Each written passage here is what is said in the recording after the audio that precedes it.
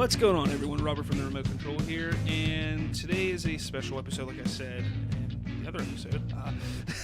We're going to cover the CW Arrowverse, getting prepared for the second half of this season on all the shows, and the beginning of Black Lightning, it looks like. Apparently so. Yeah, apparently so.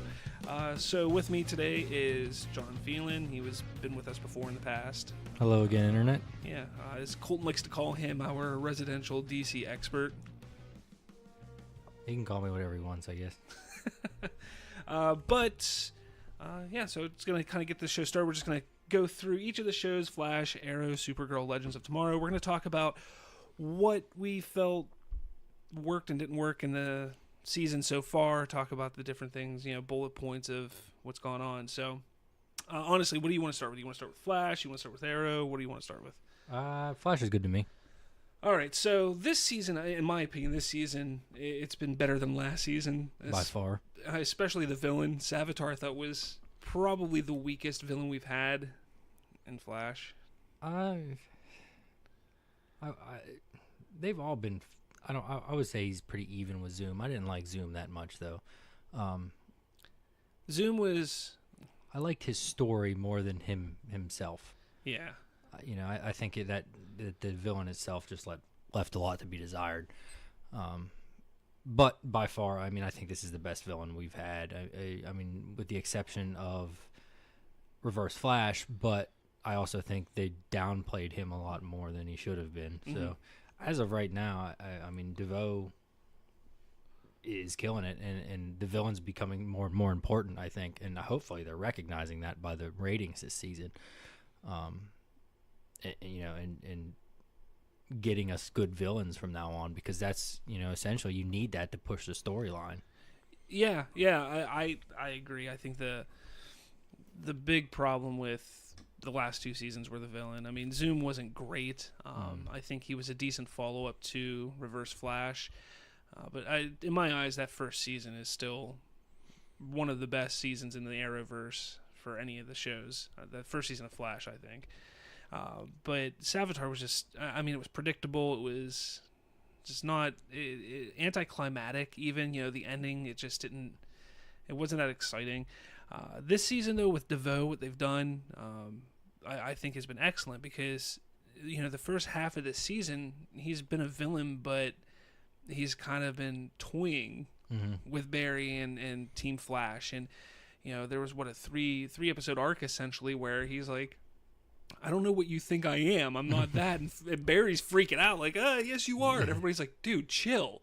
I thought that was kind of interesting and brilliant, because, Barry is supposed to be a smarter, superhero. He's it's a forensic scientist. There's some intelligence that comes with that. So, the fact that, DeVoe was able to make him even like, am I like thinking too much into this? Like, am I missing something? I thought was a good idea, because the other villains have never done that. None of the other villains really made him use his intelligence at all. This was something, it wasn't crazy, but I think it was something that he actually had to do for the first time in the series. But the way that they've utilized the other characters, I think, has been kind of an issue this season. Now, Caitlin, I think, has had a fantastic story arc. But before I get to that, Wally West, Kid Flash, what the hell? I thought about this more and more as each episode went on, but whatever his name is, the guy playing Wally West, Kanye Lonsdale or something. Yeah, whatever his name is. He's doing it well. I like him as Wally West. I really like the character they've developed so far. I think they don't want to push him just yet. They don't want to overkill him just yet, because I think he's going to be. I think they're going to move forward with the Wally West storyline eventually. I wouldn't mind if they did a spinoff, like a spinoff of Kid Flash, and have his own show. That'd be kind of cool. That's the one thing that with the CW Arrowverse, I don't think that they're taking advantage of what they could possibly do. Even with and we'll talk about Crisis on this episode as well, but even with Crisis, which was fantastic.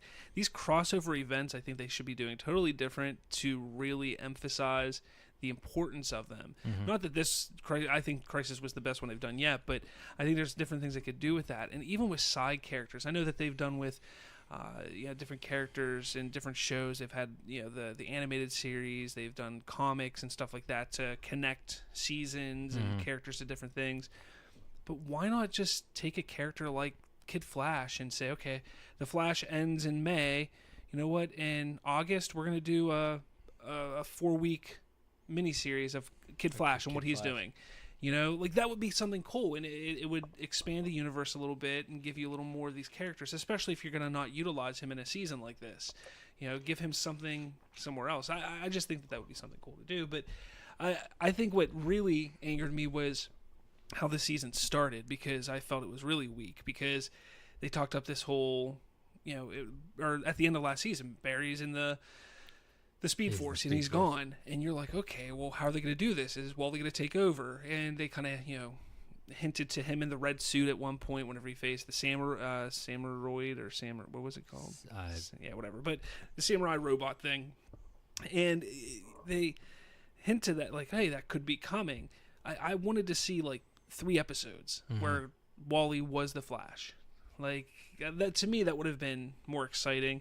Well, again, this season has been exponentially better than last, but there's still things that I have problems with. And again, it's underutilization of Wally, I think, is my biggest problem. At the same token, though, I mean, we're dealing with the Thinker now. That could be part of the whole entire play. And Wally could end up being the key at the end of the season. That could be the one thing that the Thinker doesn't, get is Wally comes back for whatever reason.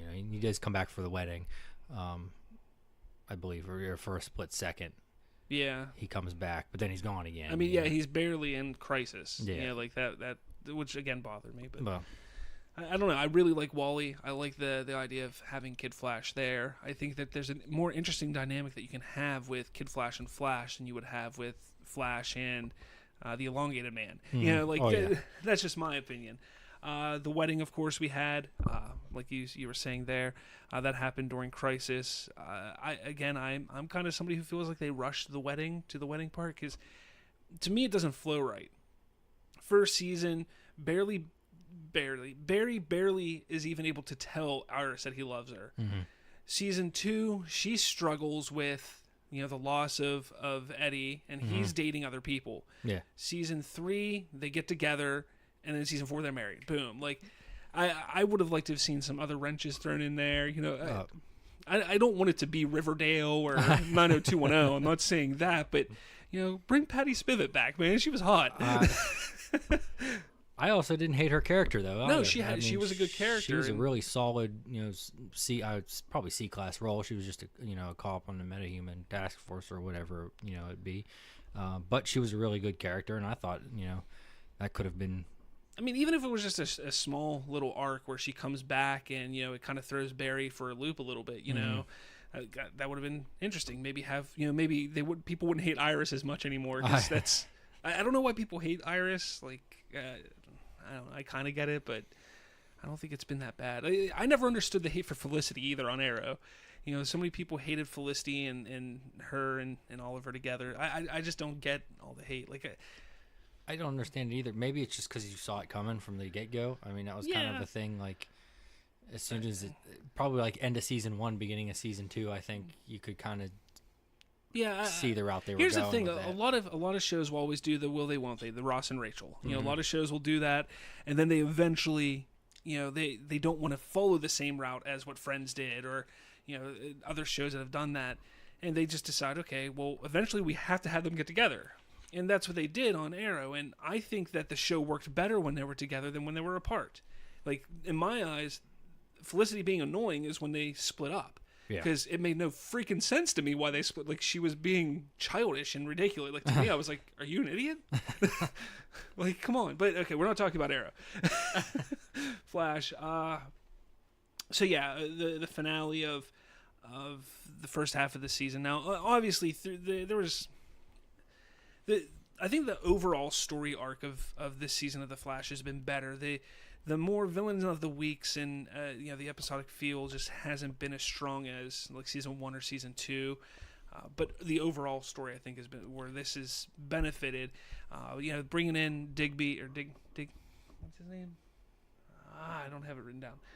Elongated man. Elongated man. What is his name? Digby? Digby? Whatever.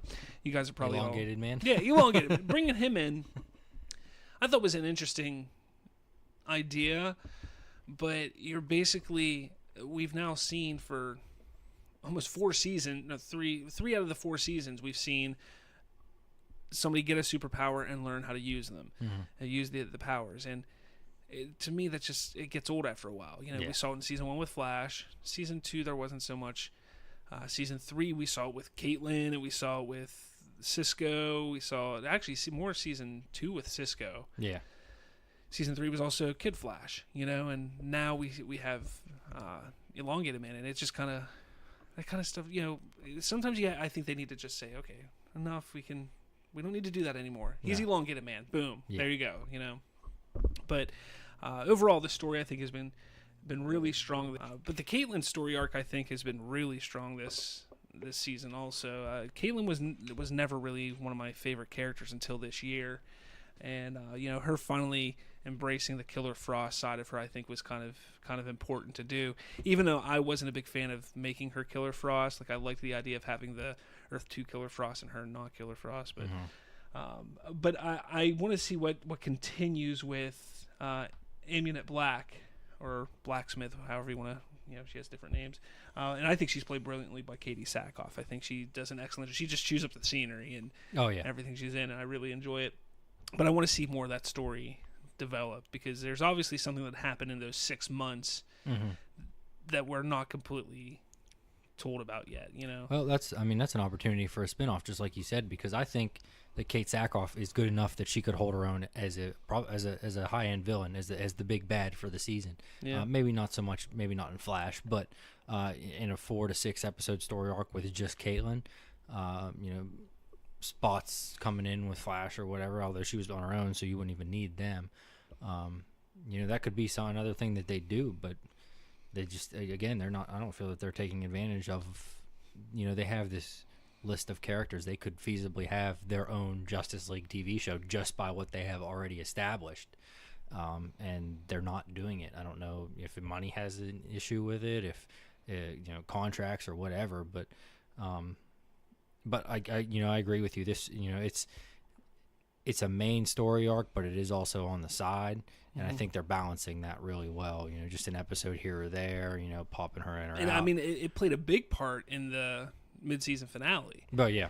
Which I thought was excellent, because I didn't see that aspect of it coming, when it did. And that's the one thing for me. Like I said, last season was so predictable. Everything, we knew everything that was going to happen, but by by episode 6. We were like, okay, Savitar's Barry, future Barry, this, that, blah, blah, blah. We kind of knew what was going to happen. And this season so far, it's been able to throw me off. I haven't been able to say, okay, this is what's going to happen. I had no idea with that finale, with Barry getting, framed for murdering, what's his name? Clifford DeVoe. Clifford DeVoe, yeah. And I didn't see that coming. I didn't see that the whole thing with Amunet Black was about getting a guy who had power that the Thinker could utilize to transfer his his mind to. That was, I didn't see any of that coming. Maybe some people did. I didn't. I thought it was excellent. And Dibney, that's his name, Dibney. I do have it written there. Oh. But I mean, overall, what do you think about this season? Just in a nutshell, so far. Well, in a nutshell, really, it's been solid. I think it looks more planned than anything, because it has to be. I mean, we don't have that villain of the week feel to this season, but we're still getting the villain of the week. It just doesn't feel like it, because every single piece is thus far a part of Thinker's plan, and each villain of the week is a chess piece, more or less, in this board that he's creating, that I'm sure we'll see more of as the season goes further. But it's all I feel like this season was probably planned well ahead of time. I mean, obviously it was. Well, they talked about, they said DeVoe, what was it, early last season. The Valentine's crossover, I think, with... Oh, yeah, that's right, with Supergirl. With Yeah, Supergirl, I that know musical one. that happened, and then Savitar name dropped DeVoe Okay. at some point, but I can't remember the time frame of Savitar. I So it was either I think the one that dropped on the Valentine's crossover was first, because I remember like everyone like, he said DeVoe, Yeah. and people were freaking out. So but that being said, I think it was written well in advance, and they were able to plan this one a little bit better. It kind of feels like, just like the first season. I mean, obviously they weren't going to release a whole new, especially with the Flash being such a big name character. They're not going to release something like that without a good plan. And then you get into season 2 and 3 where it was a little iffier. It seems like they really only threw it together in maybe a few months. A couple little twists and turns there, and they weren't by any stretch of the word terrible. They were still watchable, but this season definitely you could tell they put some serious thought and effort to it. Like everything seems very calculated. Every episode has a play, has some little nod forward to it, no matter which case it is, whether it be Caitlin or Barry's story arc, and even then, so most of them have them both moving forward. Yeah. Anything else on the season so far? Not really. Okay, so we end the first half of the season with Barry framed. Now we know the next episode is called Trial of the Flash. So the preview for that basically showed him, in court, and he's worried about lying, or telling the truth. Has he come clean that he is the Flash? We see that. Joe, like he's even considering planting evidence to go, and show that Barry's innocent, like that. Like it's getting kind of serious there, and so we know that that's that episode. Then the one after that is called Elongated Night Rises, and that one. Obviously, it's going to probably just be a filler episode all about Dibny truly becoming Elongated Man finally, I'm guessing. So where do you think it's going to go? Like, do you think this trial is going to bleed into more than one episode? Do you think he's going to get in prison? Because I don't know. I feel like, in that first season when he's running through the Speed Force to go back in time, we see that shot of him in prison. Mm-hmm. Like, when he got framed on that last episode, I was like, oh shit, we're gonna finally see that scene that he goes by. I mean, what do you think? Do you think we're gonna see him in prison? I'm very curious though. I honestly have no idea, and that's the best thing I think that Flash has been this season, is I can honestly say I have no idea what's gonna happen, and I'm looking forward to it again, just like I was in season 1. That being said, there's a million different variables here. We have. Okay, so we saw that in season 1, but did Flashpoint screw it up? It could be a completely different timeline now. True. Because there are still, it doesn't seem like it now, but there are obviously still, Wally West was a product of Flashpoint in this scenario. So there are still ramifications coming from Flashpoint. And at the same token, I mean, in the trailer, you have Joe's fiance encouraging Barry to tell everybody he's the Flash. I really think this episode is going to seriously hinge the direction that the season goes, because what if Thinker's planning that he's not going to do that, he would never do that, and then he does. What if he comes out as the Flash? And I think there's a lot, variables. It says if he does this, we're never going to be able to stop running, all that jazz, which could be true, could not be true. I mean, you see on Earth 2 with Jay Garrick that he's celebrated and he's open to everybody being the Flash. So I have my only expectation is to be entertained this season. They've done very well so far, and I have really nothing. I mean, and you're right, because the coolest thing about this season is it's not who is this person, who is the villain. We know who the villain is. Like it's right on Front Street. We know who the villain is. So now the guessing is, what is the villain going to do? Whereas the past 3 seasons, we knew that Reverse Flash, we eventually relatively quickly learned that the Reverse Flash was just trying to fix so he could go back to his time and regain his speed or whatever it was, his speed. That was Zoom. Zoom was trying to regain his speed, and then Savitar was trying to just screw with himself because he lost Iris, and which I thought was stupid. But there was no unpredictability about with their plans. Mm-hmm. We still don't know what the hell the Thinker is thinking. Yeah. So which I do like. But yeah, I think Trial. I think it's gonna. The one thing that they've done with the Flash, and this is the predictable thing, is anytime you're like, oh, this could be a big moment. You look at Flashpoint, you look at Reborn. Mm-hmm. It's gonna be a 1-episode thing. Yeah, that's all it's gonna be. I mean, the other next episode is Elongated Night Rises again, but I mean, it could be a filler episode. I do believe it will be. Yeah. But at the same token, he is a private investigator. He was on the CCPD at one point in time. That could be something that he comes in and saves the day. Maybe we'll get it 2 episodes this time. Yeah, maybe. Quick side note before we move on to Arrow. If you remember the mystery girl at Barry and Iris's wedding during Crisis, everybody freaked out because this girl came up. She looked to be kind of mixed, so she like a mixed race. And she came up and, she had this big smile looking at Barry, giving him, or was trying to give him champagne or something. I don't know. It was something she was doing there. The actress who played her name is Jessica Parker Kennedy. And she has revealed that she will show up in The Flash later this year. She goes, "You'll see me at least one more time, I can tell you that. You'll see me again on the show and things will make more sense." Now, obviously she wouldn't say any more than that. She said that they have me listed as Mystery Girl, and I just hang out as Mystery Girl on set. Even the costume department are like, "Who are you?" And I'm like, "I'm Mystery Girl."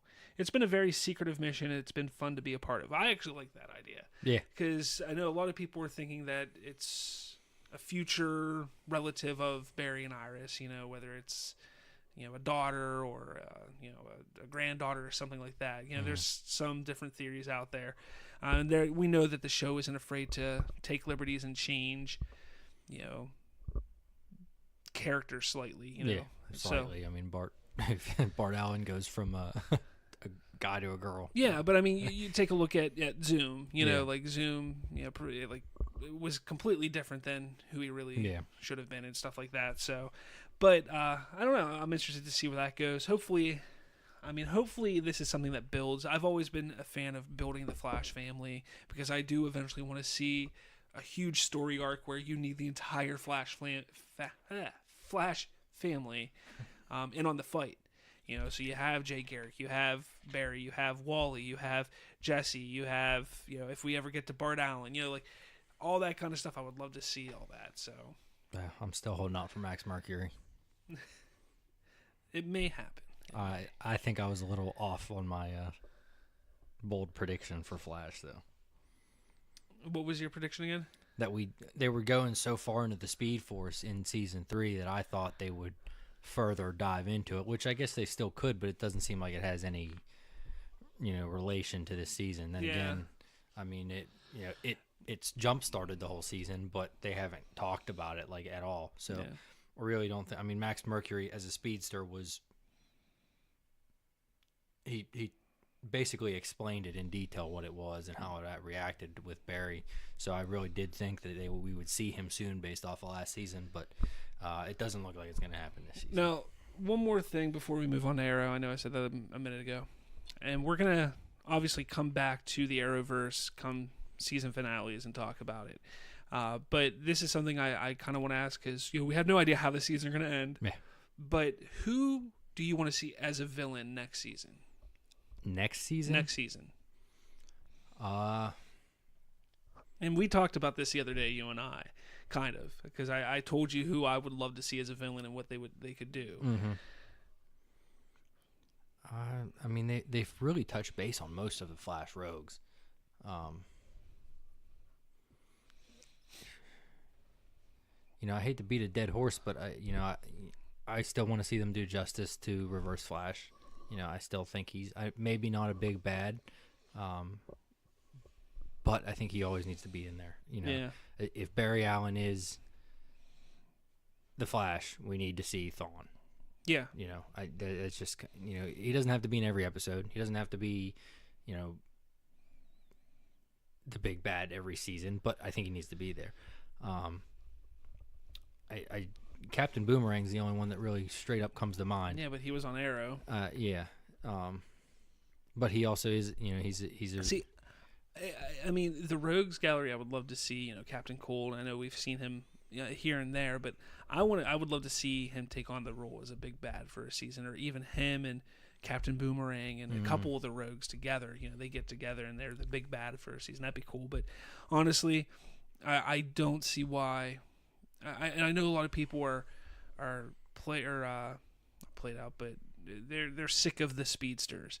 And while I would love to see Reverse Flash as a main villain again, which I think they do need to get to at some point, even if they finish off the series finale, the last season of this series, I think should be Reverse Flash. But I think I would love to see Godspeed. I think he's been an excellent villain, and he was an excellent villain in the comics, even though he's relatively new. Oh, yeah. And I think it would be brilliant because I think that Tom Felton, you could switch up and make him become Godspeed some way. Yeah, well, absolutely. And I think he would be fantastic as Godspeed. No doubt about it. I think, and again, you could do almost like don't want to really connect it too much to this show, but The Walking Dead, almost Tom Felton could be like the Negan type of role where he pops in and out occasionally throughout the season, and then he has 2 or 3 big episodes. You won't have to pay Tom Felton a shit ton of money for an entire season. It's just sporadically have him here, and boom, here he is, these big 2 or 3 episodes. But what I think would be awesome with that is having Godspeed, and then you do have to utilize the entire Flash family. I can't say that. You have to utilize the entire Flash family to go against him, and we actually see some stakes. We see someone die. See one of the Flash family members die, whether it's Jay Garrick, Jesse Quick. I don't want to say Wally. Definitely wouldn't be Barry. We see one of them die, and I think what would be the best idea for this is you bring back Reverse Flash, and the first part of the season you're thinking the Reverse Flash is the villain again, and he's just going around and he's doing things, and they're trying to stop him, and they're like, what are you doing? He's like, look, you don't understand, I need to do this stuff. And it's all about preparing because he knows who's coming. He knows Godspeed is coming, and then it gets flipped around and he actually joins Team Flash, and it's Reverse Flash, really cool. Team Flash family, all against Godspeed. I think that would raise the stakes. You kill somebody off, it would be huge. I think that would be a really cool way to go. But I would say, honestly, that is that's the focal point of Barry Allen, though. I say that's the point where Barry goes down for good. Really? I would say, yeah. I would say if you're gonna move forward, I say get rid of Barry Allen at that point and move on with your Wally West storyline. I really do. And that's because in the comic book, Godspeed is a brilliant villain. Yeah. But that's such a high build-up. I don't know that they would want. I love the idea of Tom Felton as Godspeed. Don't get me wrong, and it's already somewhat established because their friendship had grown through season 3. But you have to do a lot of building to get to him as Godspeed. And so do it in 2 seasons instead of next season. Yeah. Well, yeah. I would say that works. Okay, maybe even towards the end of this season, bring Felton back for an episode or 2. Say what he's been doing, all this stuff, and we don't know yet that he's. Maybe a little flash of lightning or something. Yeah. Something just... A little lightning bolt on his forehead. Wrong character. Not where I was going with that, but fair enough. I set the ball on the tee, you swung. So you set up that, and I do believe Tom Felton would play the role brilliantly, and it would be a really good storyline. But again, I that being said, I don't know that they go that route just yet because it's... we see they're not really going the Rebirth route yet, and I don't think that they will for quite a while because they have so many. You're right, and here's the thing, though. They screwed up Flashpoint. They completely screwed up Flashpoint, and doing Rebirth, I think, could be something that would be like, okay, guys, we screwed up. We're gonna do our version of Rebirth. We're gonna utilize the same villain, but we're going to do our version of Rebirth and really give you what you want. Instead of making it 1 episode, 2 episodes, it's going to be an entire season. Should be. And whether they do that next season or the season after, because I don't see these shows going much more than like 8 seasons. I really don't. I can even see Arrow winding down right now. Oh, yeah. And that's kind of the thing, and that's why I think the spin-offs would be huge, to do those like 6 episode spin-offs, because you can see which characters are huge, like which ones do well, and then you can say, okay, once the Flash is over, we can utilize Kid Flash, or once Arrow's over, you know what, people really liked Roy, or really liked Wild Dog, so let's make a series out of him, and they could go that route.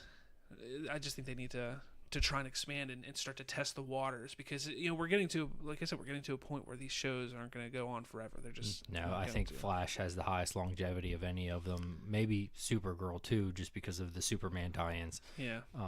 But I mean, Flash has obviously the big, I guess, arguably, not to come to think of it, because Arrow is technically a really just recycled Batman universe. But Arrow to me is just, it's good this season, don't get me wrong, but the story arcs are just getting kind of stale to me. Yeah. And I could see, I see if I see that one going first, but that's more along the lines of, it was out first 2 years before everything else. 2 seasons. Yeah, it said 2 seasons before everything. So that one probably goes first. I don't see Legends lasting much longer either. Last season was good. This season's been kind of iffy at times, but before we get to that, let's jump to Arrow. We're kind of segueing into Arrow here. So I know you agree with me. Season 5 was fantastic. Oh, yeah. It had the best season finale last year. I think out of the 4 shows, it was probably the best season. Legends was good. I mean, Legends and Arrow were probably the top 2 seasons last year. And it was just... I think this season, though, they've dropped the ball. I really do. I think that they've dropped the ball. It was an interesting idea bringing, Oliver's son into it, William, and now Oliver having to raise a son. I thought that was an interesting aspect. Almost feels like you said, a recycled Batman thing where, oh no, now he's got a little boy he's got to take care of, Yeah. But the beginning when he was like, afraid of Oliver, like his, your own son's afraid, like that hit me pretty hard, because I have kids, and I was like, I couldn't imagine my son being afraid of me, you know, and I thought that was really cool. But since after the first few episodes, they've just kind of gotten away from William. Like, he was so worried about, I can't be Arrow anymore because of William, blah blah blah. The last 4 episodes he's been Arrow, and he's been like, I can't tell William, and then that's all you hear about it, so it's kind of interesting how they've treated that story arc. So I think they've screwed up with that. Black Siren, she's not the big bad, but is supposedly working for the big bad, and I don't like her as Black Siren. I really don't. I don't like that story arc. I've always felt that was just forced, because they killed off Black Canary, and I think they regretted killing her off, and they're like, well, we got to bring her back somehow, and they're like, well, we got this Earth 2 version, why don't we just bring her back? That's kind of what they did, and I don't know. I've never really liked that aspect of it. Caden James, again, isn't the big bad, but is working with the big bad, or for the big bad. Who the hell's the big bad? And that's a problem with this season. Tom Felton. It'd be nice. The best way I can describe this season of Arrow is watchable, but kind of like, if you've ever watched a science experiment where they put a rat in a maze and he's looking for cheese, it's all over the place. Yeah. It almost looks like they're grasping at straws for a storyline that takes off. Like, it's not really written yet. Now, again, we still have a whole half a season left. It could all, we could watch the last 2 episodes of the season and be like, holy shit, a lot of this stuff we were concerned about makes sense. Because they have known to do that. We've seen that in other seasons. But it seems very lost to me, and I like it better the way that Flash did it. We know who the big bad is. We know, a little bit about who it is at least, but we have no idea what's coming. And that's the thing, like, because Flash, the previous 3 seasons, they did the whole, this is the big bad, but who is it? Yeah. Arrow did that last year, and it was phenomenal. They did it excellent. This year they're like, there's a big bad there. We just, these people are working for him. But we'll get there eventually. And then Supergirl, on the other hand, they're kind of like, look, this is who our big bad's gonna be, but we're gonna do something different. We're gonna do this thing where we're gonna slowly build up to that person being and even realizing that they're a villain, which I thought was excellent. When we get to Supergirl, we'll talk about that. So like all three of these shows right now are going a different direction, a different route with how they're handling their villains, which is good because you don't want the same thing all the time. But I think that somewhere along the way they lost touch with Arrow this season. Like they're just, it's the FBI the villain. Like, when in doubt, blame Argus. Yeah, blame Argus. I mean, that was the kind of an interesting aspect of the season is where Oliver has to step down because the authorities are on to him. They believe he is the Green Arrow, and he has Diggle take over, and Diggle can't because he shouldn't because he's all screwed up and stuff like that. Then he gets addicted to pain medication, which I thought was really bizarre. Yeah. Like, that was not character at all. Like, that's not who he is at all. No. Which I thought was weird.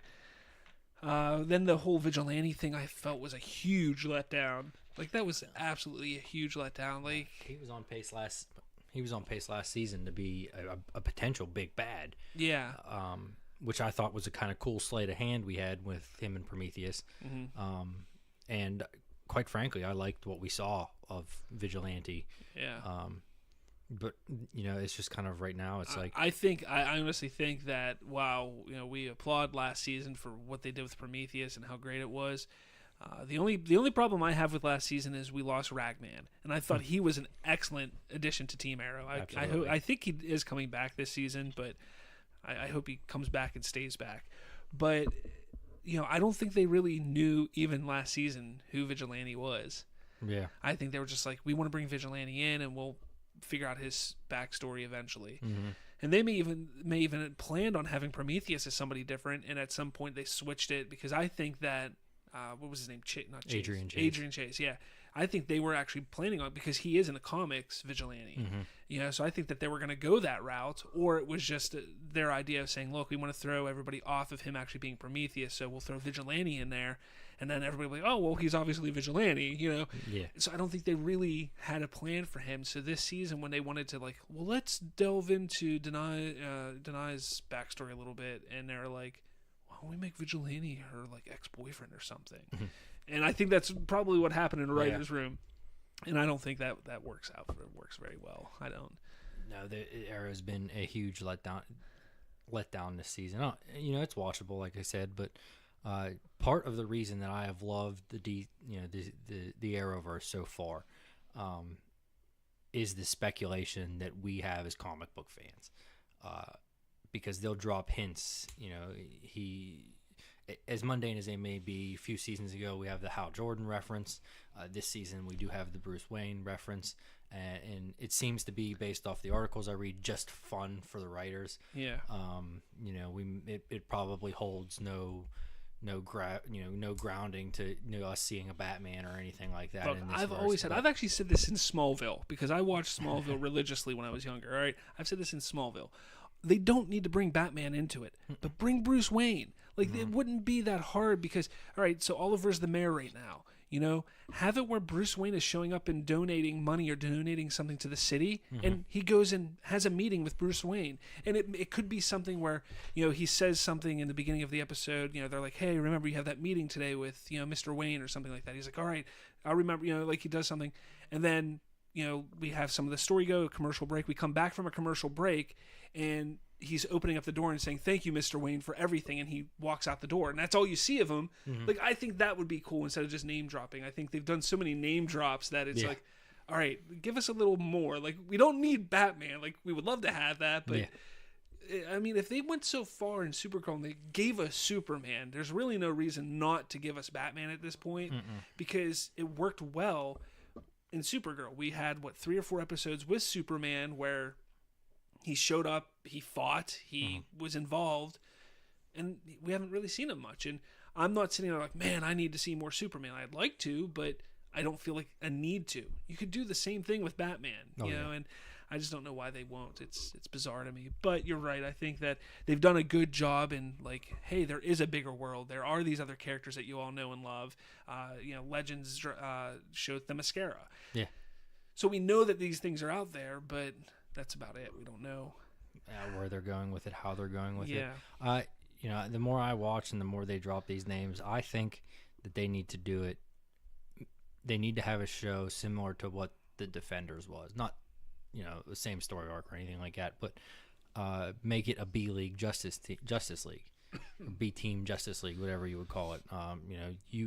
If you do it that way, you have a lot more liberty, and as involved as Jeff Johns is with the shows and other people from the DC comic books, you could feasibly have a much longer lasting series, even if it is just similar to what Legends is, but with everybody. Yeah. And maybe you only have it once every 3 years, whatever. During the summer, 8 episodes. Like you were saying with stealing my ideas. I was just about to give you credit. Yeah, now I'm not. You have a Justice League story arc with your bigger bads. I think Vandal Savage was really well played, but I think he was underportrayed. Mm-hmm. You got guys like Brainiac. You still have Cyborg, Superman, and Supergirl somewhere, some way, shape, or form. Yeah. You have these seriously big names that you're doing nothing with.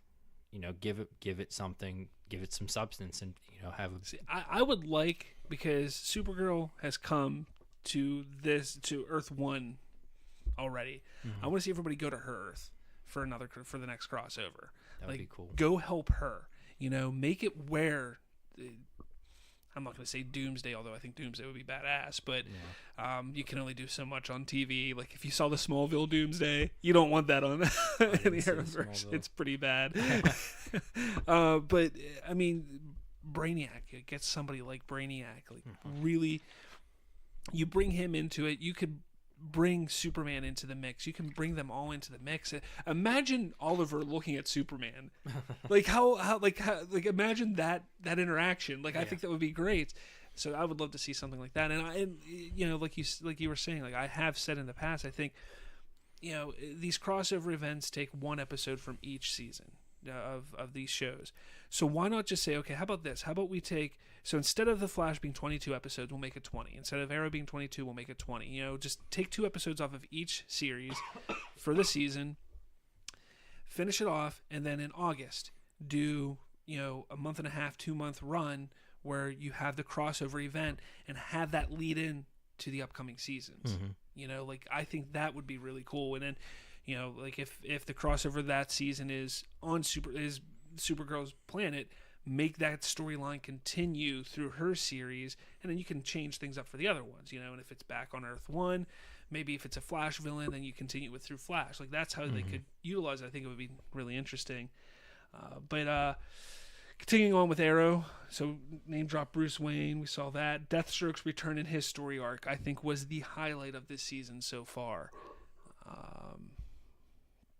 What did you think of seeing Wade back? Wade.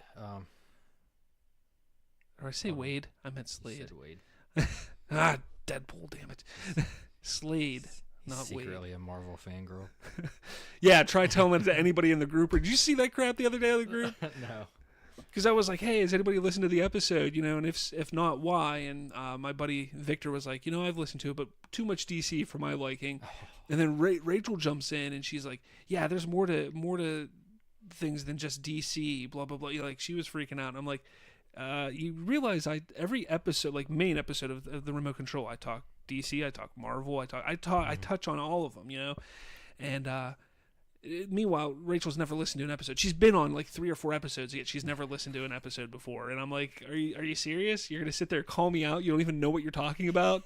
Come on, There's more to Marvel than just Chris Evans. Yeah, that's very true with her. That's ridiculous. It's fine. She won't listen anyway. Yeah, I know. She doesn't listen anyways. But so Deathstroke, Slade Wilson comes back, and I thought that was probably the highlight of this season. I like the idea of having to go, and find his son and Oliver. That was kind of the first step in Oliver becoming Arrow again. Like he was getting back into things there. So I did like that. It seemed like more of a finality for his character, though. That is my biggest pet peeve with it. I think Manu Bennett is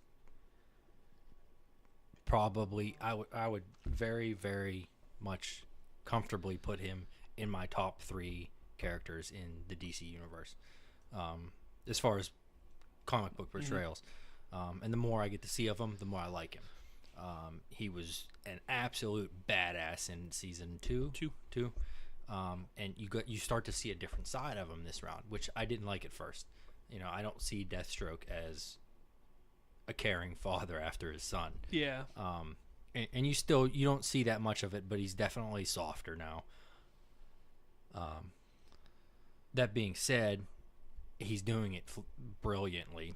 Bennett is, and if this is his final story arc, I'm going to be very upset.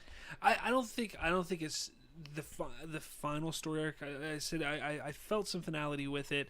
I think that we're going to get a little bit more, but I don't think we're going to really necessarily see Deathstroke versus Arrow again. If anything, I think we see Deathstroke and Arrow versus somebody. Probably. I mean, we got a little taste of it with the finale. I think maybe the finale was kind of their feeler ground for that. Yeah. And it went off brilliantly. I think that was the best finale we've seen of any show. Yeah, that finale was phenomenal. And given his character so popular and so well done by him, I don't think they get rid of him at all. I think if anything, that's going to be one of the big things. Maybe we see the next 2 episodes are called Divided We Fall. What if Arrow, what if Oliver decides to bring him in and everybody has a problem with it? And this brings me to my biggest problem with this season is the fact that once again, for like the 45th time in 6 seasons, Team Arrow decides to, we don't like you, Ollie, see ya, and decide to go off and do their own thing. I'm so sick of it. It's literally happened once every season. Do something different. Like, you don't always have to split up because you don't like Oliver. I get it. Oliver is not, he's human. They all should know that he's human. He makes mistakes, and it sucks sometimes, but and the way that it happened this season was ridiculous because his finale, or the mid-season finale here, like, people were out to get Oliver. They're trying to out him as being Arrow, and he gets wind that there's somebody close to him that is going to testify that he is Arrow. Yeah. What do you expect him to do? Like, every one of them, too. every single one of them in that group should have been like, look, I completely understand why you're investigating me. I don't like it, but I understand it. Mm-hmm. Like, especially the ones who didn't or who weren't testifying. I can understand Wild Dog getting all pissed off, like, you don't trust me, blah, blah, this is why I'm doing it. Makes sense. That's his character, too. I mean, exactly. But the other ones, like, they should have been like, okay, don't do it again. Yeah. But I understand. That's more their characters than what they decided. Like, screw you, I'm going away. Yeah. So especially what's her name? Denai. She's a cop.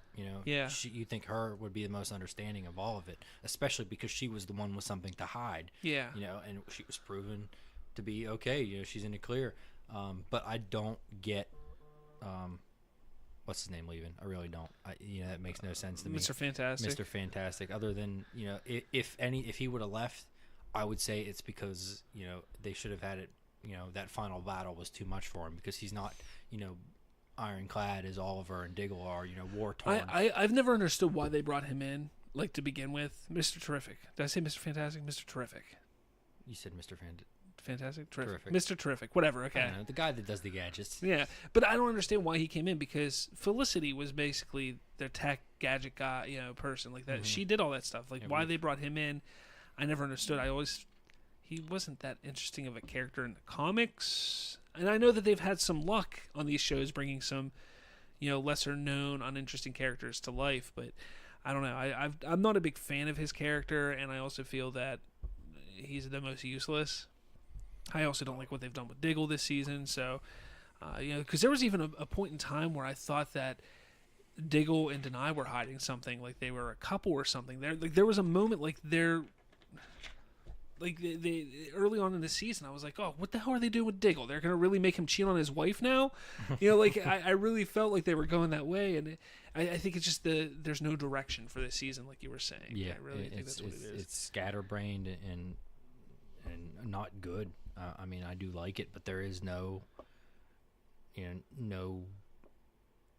we can't gravitate towards anything. We can't, like, when we talk about Arrow, like, you're like, did you see the episode last night? And it's like, yeah, it was pretty good, but that's it. Yeah. Whereas when you're watching Flash, when you're watching Supergirl, you're like, oh, maybe they're doing this, maybe they're doing that. And we can sit and talk for half an hour about those shows and Legends too. I mean, you never know what's going to happen with Legends with time travel, but you can still, gauge at least somewhat, with a little bit of hints, name drops, things like that. Yeah. Arrow, you can't do that.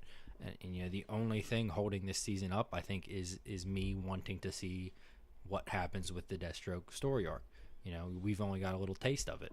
That's it. Yeah. And I mean, the way these seasons go sometimes, they may not even touch that again until next season or further. Yeah. Because that's how they kind of handle things from time to time. They'll be like, hey, here's this, and then we won't get back to it for a couple years. Yeah. So that's interesting. Probably the only thing that's really keeping me interested is the fact that Roy's coming back. It's announced that he's coming back at some point. I think a 2 or 3 episode story arc. They're also bringing back the original Team Arrow, which I think is just the 3 of them: Diggle, Red Arrow, and Felicity and Arrow. Yeah, depending on who they got. I mean, Speedy or Roy. I think they're going to go. I think that's why Roy is coming back. But although, I mean, Thea, she's finally awake, so who knows? I don't think that she's going to just jump right back into it, but she may. I mean, I didn't like the fact that they pulled her out of everything. Like, I liked her as an Arrow character, as a part of the family. So it was very interesting. Yeah. But I like Roy more, I think. Oh yeah, I much prefer Roy. I thought he was a huge loss whenever he went away. What was that, season 3? Yeah, I believe so. Like, that was huge. I think it might have been 2. Was it no? Because it was after. Was Damien Dark. Yeah, and it was really Damien Dark was season 3? No, that was season 4. Ray Shal was season 3. Oh, okay.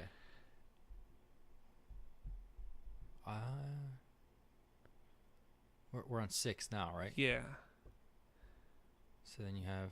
So you had Merlin, you had Slade, you had Raish, you had Merlin, and then not Merlin, Dark, and then Prometheus. Okay. And then who knows this season? I can't recall when Roy left, but it was. I think it was season 3. Sad day in history. I think it was season 3. That would make more sense because I do know part of the reason was the whole reckoning thing. Yeah. But I don't know. But I mean, there's really not much more to talk about Arrow. I mean, where do we think it's going? Who the hell knows? Because there's really nothing to even consider with Arrow at this point because we don't really know where they're going with this season. If somebody knows who's listening, let us know. I'd like to know. Because I mean, John and I here have been watching this and talking about it for 2 or 3 years now, like the entire Arrowverse nonstop, and this is the first year where we're just like, we have no idea what's going on with Arrow. So Supergirl, I tell you what, I love this season. I think has been fantastic this season. The last season I think was kind of really tough to watch, especially the whole thing with the love aspect, the relationship aspect with Kara and Mon-El, I think was kind of weak. I know, like, and you would think that they would have chemistry because they're actually together in real life, but I just don't see the chemistry of them on the show, and I just never really liked it. The only problem that I've actually had this season, though, is the agenda pushing. Look, I get, shows are trying to be more progressive and stuff like that, but last season and this season, they were really, really, they had an agenda they were pushing. Oh, no doubt about it. Look, I'm fine with it. Like, if you want to have gay characters in a show, I have no problem with that. If you want to show them together, that is fine. But they were really pushing, just shoving it down your throat. It was, and what bothered me the most is I love the show Lethal Weapon. All right, Lethal Weapon. is on Fox. It's a great show.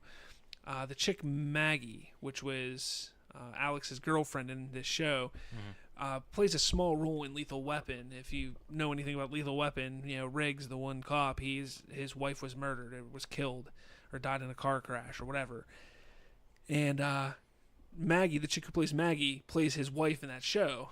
So I'm like, I sit there, I'm like, no, you work better with him. Just stop it. It was annoying to me, but no, that's my biggest issue that I've had with these past 2 seasons was just the agenda pushing by the writers, and I think that this season, though, once they got past that, which I think was like episode 4 or 5, they finally got past all of that. This season really started to take off, and I know I said earlier, I think the really cool aspect and what they've done really well with this season is what they're doing with the villain. Rain, I think, has been an excellent villain, even though we've only seen Rain technically for 1 episode. Yeah. But her story arc and not realizing that she is going to be the villain or anything. Exactly, I think has been really interesting. And like I said, I think once Kara and Mon-El split up last season, I was like, thank God they're done. Like, yes. And then we had emo Kara the first couple episodes. And I always harken back to thinking, at least she's not walking around dancing on the streets like Spider-Man did. But you have emo Kara for a little bit. I think that there was an episode on Mars, which I think was fantastic. That was my favorite episode. I think I would put it in my top 5 of every episode. Really? To be honest with you, that's crazy. I've always loved Jean's character. Yeah. I mean, I think Martian Manhunter, I think he's played very well. I think he's, it's going to be, I don't want to say problematic, but it's going to be hard for me to adjust going from watching him on here to potentially watching him on the big screen in Justice League because he is a major player. Yeah. And he's going to show up eventually. He has to. I have no quarrels with that. And, I want to see him on the big screen. But I think if anything, now, their choice, I would put him and Deathstroke up there as characters that I'm going to be like, okay, I see them this way. It's going to be, they have high expectations for me personally, however everybody feels, it coming into the big screen. Now, I like their casting for Deathstroke. Joe Manganiello is going to knock it out of the park. Yeah, I have no doubt about that. I'm very confident in that it'll be good. But right now I'm still Team Bennett, Yeah.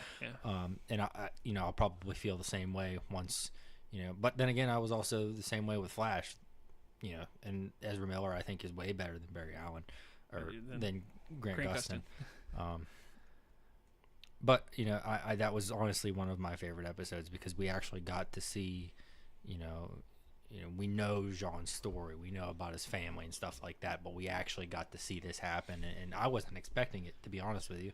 I thought that story was dead. I thought they were just going to play off of him as the head of the DEA, drugs, whatever. And that was the end of it. And I thought that was a really cool episode. It didn't have, it may have more to do with the storyline moving forward, but didn't have that much. It was kind of a filler episode, but it was really well done and really well placed, I thought, because there wasn't that much going on at the time. I wasn't expecting something else. So I loved it, and I thought it was probably, like I said, one of my favorite episodes that we've had, so especially on Supergirl. Yeah, and I think the coolest part of that episode, I mean, it's not, it's probably my second favorite of this season, but in the grand scheme of things, it's probably kind of low on my list, not that high, but it was a really good episode. Was John Jones' father, John Jones, is that right? Am I saying that right? Yeah. John. What? John. His Martian father. Manhunter. Yeah, like his father being in the mix, like that to me, I thought was amazing. That little arc there, and then I remember he started talking. His father started talking, and I'm like, wow, like that voice. Like I knew there was something with that voice. I was like, have I seen him in a, like, I'm just like, honestly, I'm sitting there thinking, like, what have I watched him in? I'm like, he's older, so like I see him on like ER, Law and Order. Like Boston Legal. Like I'm thinking of all these older shows that my mom used to watch because he's an older guy. Like that's what I was thinking of. And then it was like later that night or the next day, I'm sitting online, looking through stuff, and I saw like a headline of introducing his father and everything like that, voiced by Martian Manhunter, and I was like, wait, what? Oh, and I clicked on it. It was like his father is the one who voiced Martian Manhunter in the Justice League cartoon. Oh, I didn't catch that. And I was like, that is freaking amazing. That's cool. To bring that into everything. Better. So I love that idea. Like, that's the one thing. Another thing they've done really well in this universe is bringing in people. Like they brought in what's her face from Adventures of Lois and Clark. And she played Mon-El's mother. Mm-hmm. They brought in. Dean Cain as Supergirl's father, and they've done that, so many times. Erica Durance is now Supergirl's biological mother, so they're doing really cool things and bringing all these people that have been in other Superman or DC universe things and bringing them in. I thought it was really cool. Another thing I want to bring up is that I love the timing of them bringing him and his father in. Not because he has not pushed the storyline in any way, shape, or yet. Yeah. But his little comic relief, I think, is perfect for we have what's his name, Win. He sometimes has that, but why didn't you show me this brown water first? This is vastly superior to the other brown water. He's drinking hot chocolate as opposed to coffee. Just those little quirks, I think, are and they did that with Win last season when they started going into that bar, like that alien bar, and he would go in and he would be all like weirded out by stuff, and it was this is gonna sound gay coming from me, but it was cute, it was like a cute like type of humor, and yes, I did just say gay. I'm sorry, come at me, but honestly, that's it's cute little humor that sometimes just makes a difference in a show. And when you have somebody like Martian Manhunter in this show, he's a very serious actor, very straight-faced all the time. The fact that his father is kind of like a child, I think is I really. think they're really going to humanize Martian Manhunter as we go forward. Not that they haven't done well as it. Forward, but now we're seeing a family aspect of it, and I like it, to be honest with you.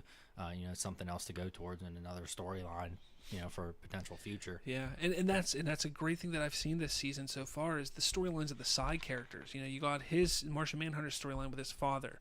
You then have Lena Luthor, who I think is a terrible, terrible actress. I think every scene she's in, I'm like, are you? Is it over yet? Like, are you reading directly from a cue card? Like, can you act?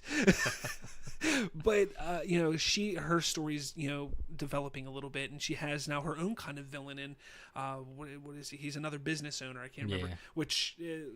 I always look at him. Whenever I see him, I always think Nathan Petrelli from Heroes, because he was a main player in that show, and then he was a main person in Agents of S.H.I.E.L.D. Now he's on here. Like, he's just jumping around all these different superhero shows. But I like that idea. He's a good actor too. I like seeing him in things. And then you have the storyline with Alex and Maggie, which thank God that ended. But like, all the side characters are getting really good stories. Wynn had his story last year with his girlfriend. That's kind of over. The only thing that they've really, I think, dropped the ball on this season is Jimmy Olsen, which they started bringing in Lena's story with him as they're kind of hooking up now, which, again, I hate Lena, so I don't like seeing them hook up. No. But I think that they've done a really good job with that. And then obviously Kara's storyline, where you really think that it's all about Mon-El, but it's shifting to Rain. And I think that's what's going to be really, really cool with this season. Real quick, let's see what else is there. Had a really interesting episode when they were kids. That is, I think, that and the Mars episode are tied for my number 2 favorite episode, because that episode when Kara and Alex were kids, and that whole story about this boy that falls in love with Kara, he knows that she's Supergirl, but he doesn't tell her that he knows, but then he's killed, and it's just like, it's heartbreaking. Like, it's the first time, like, to me, like, that shows the development of a character on how they are to what we see them as. And obviously it was all about the two sisters, because Alex was being a complete bitch after Maggie and her split up. But, again, I think it was a really, really good episode. And I think it was the episode after that or before that is the one that Kevin Smith actually directed, which that was the episode where the kids were being poisoned with lead. in like the schools or something like that. And Oh, Lena yeah. was blamed for it and stuff. Kevin Smith directed that episode, which I think was a decent episode. Not his best, but it was a decent episode. Mon-El returns with a wife. Oh no! Oh, yep. But another love triangle. Yeah, it's kind of. But I think this one's going a little bit better. I think it will go better. I think we're not going to see so much emo Kara, and I think this whole Rain story arc is going to kind of take us away from that. Hopefully, I hope so. And speaking of Rain is finally revealed, and have a kick-ass battle between her. No doubt. I think that's that fight between Supergirl and Superman last season, I think was really cool, but this knocked that out of the park. Oh, no doubt about it. This was an amazing fight scene between the two of them, and I mean, Supergirl got her ass kicked. It was reminiscent of Doomsday versus Superman. Yeah, and that was the whole idea of it. I mean, even at the end when she's laying in the rubble is almost an exact copy of Superman laying in the rubble after being fighting Doomsday and dying from Doomsday. So I thought that was just amazing.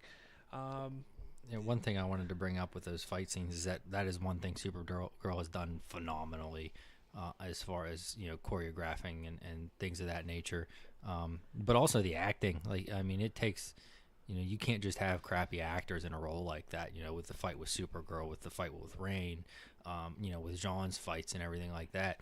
These people are brilliant actors. Yeah. They're not A-list yet, but I think they could feasibly pull on big roles. Most of them. I would say the majority of them could pull off, big screen. Yeah. They could have been Justice Leaguers. Well, that was, I mean, this is talking about Arrow, but that's a big reason why they cast, what's his face as Arrow, because they thought that they've actually said this. They were like, we wanted to cast him before he did a movie because we knew that he was going to be a big star. And that's what they did. They were like, they cast him and then locked him up. They're like, you're ours, because he could go out and. Oh, absolutely. Yeah. And do some things. Stephen Amell, that's his name. But I still right. think he may. I mean, he's got a niche, I think, in the superhero universe. Ninja Turtles. Yeah, he was very good, Casey.